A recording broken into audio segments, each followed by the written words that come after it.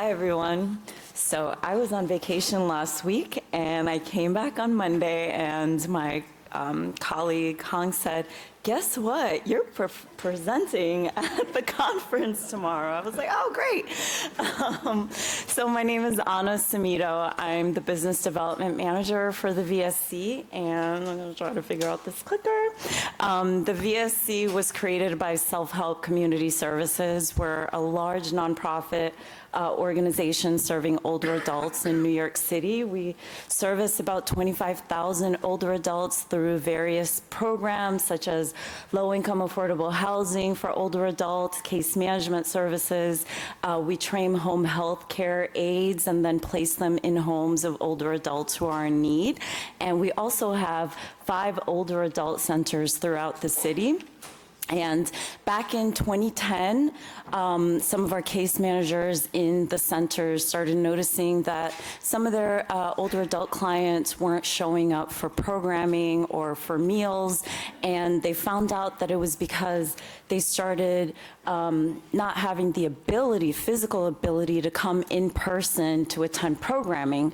And so through a couple of different public and private partnerships, we developed the Virtual Senior Center in order to address the social isolation that these older adults who couldn't get in person anymore for programming were experiencing from home. And so we started doing hybrid programming. We all know what that is now, but when we started in 2010, people were like, oh, I don't really know about this. But literally, it was a program that was happening in the center, was being live streamed. Obviously, we didn't know what that was either. I didn't know anyways what live stream was at that time, but it was being live streamed to those older adults who were now home, socially isolated. So it was giving them the opportunity not just to do different activities that were happening in the center, but also connect with their friends that they had made in the center. So we spent a couple of years just perfecting the platform, but really working with our older adults to make sure that we were creating a platform that spoke to their needs, but also, you know, our older adult population even now, and when I say older adult, I'm talking about those that are in their 70s now, they didn't necessarily come up with technology in the way that some of us did.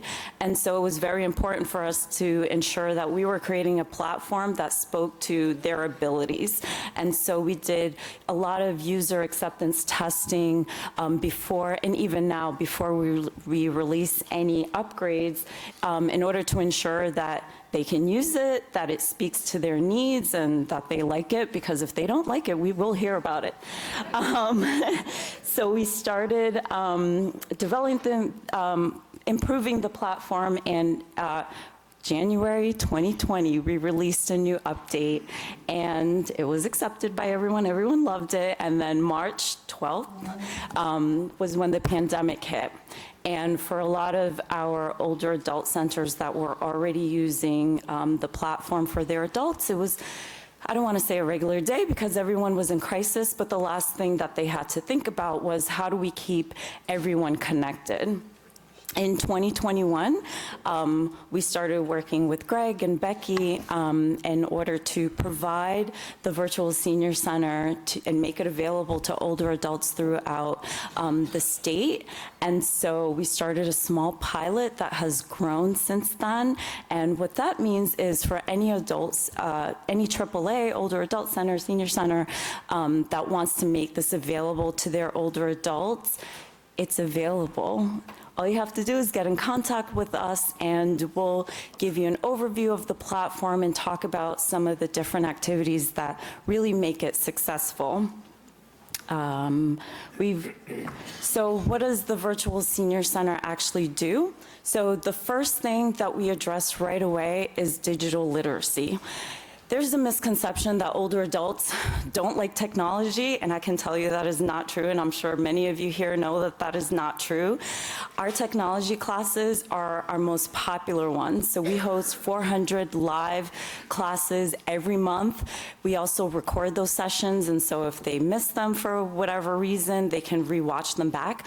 We host 3 different live computer classes, technology-related classes every week, and they want more. And so we work with the New York Public Library. We have some volunteers that provide their know-how in technology and train our older adults, but we also provide training. So any new user is going to get training from one of our social workers. So we provide, our staff is made up of social workers, so we do that because we really want to push the engagement, but also make sure that we have someone that understands the need of our older adult population. How am I doing on time? Ooh, 2 minutes. Okay. So as I mentioned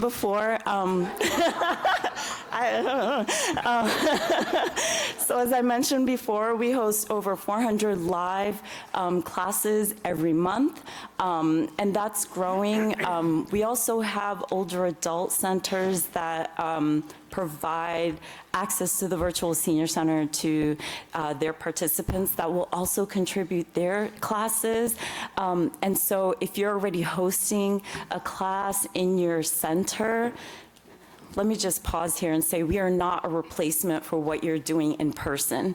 It really should be used as a tool to reach out to those that can't get into the center. During the winters, during the summers, when the heat is out of control, we want to make sure that those individuals that can't get into the centers for whatever reason feel that they can still connect to one another. And so our live sessions, sometimes you'll actually see, you'll have the different screens with everyone. They may be exercising or playing a game together, but sometimes you'll see a whole senior center, a whole group of people in person also participating. So I just want to make that clear that we are not here to replace any programming that you're already doing. I got a minute. So these are some statistics. We do collaborate with different partners to make sure that our platform speaks to the needs of our users, but also that it's having an impact. And so we conduct studies. We also have reporting on the platform that's available to all of our administrators, so you would have access to that. So these are some statistics that we pulled, and these are some of our collaborators, some of which are here today presenting. This is just a sample. If you'd like to collaborate, if you'd like to learn more, we have a booth, so please stop by and say hi. And I have 14 seconds, so I'm gonna say bye.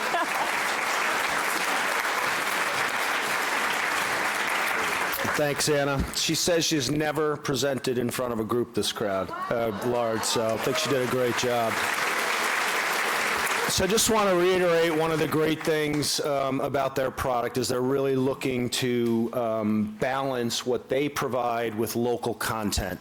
And that's really, really important. And also Anne Marie had mentioned Self-Help was one of the original BIP Innovations partners. And again, by doing something very similar in a different way, wrapping aging services around the needs of Medicaid clients, because that's what BIP was, they were able to save $4,500 per person per year by just integrating with us. So again, not rocket science, but we got to get it into the forefront. The last thing I want to say, and you can pull up the next slide so I know who it is I don't know if you know what's going on here, but what you're seeing here is the desire and the embracing of all of our partners where appropriate to integrate with each other. So you can wind up in one platform and end up with Trualta or Archangels or Blooming Health through VSC, et cetera. So we try to do that as much as possible, and these guys have all been fantastic in that integration where it's appropriate. Next slide.